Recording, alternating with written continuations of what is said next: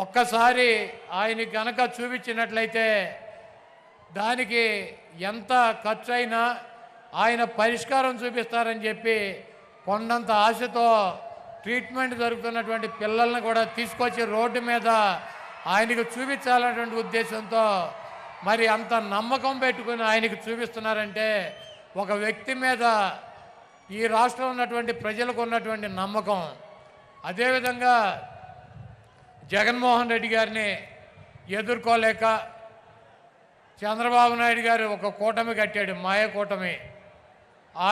ఆయన వదిన పురంధరేశ్వరిని బీజేపీలో అధ్యక్షురాలను చేశాడు.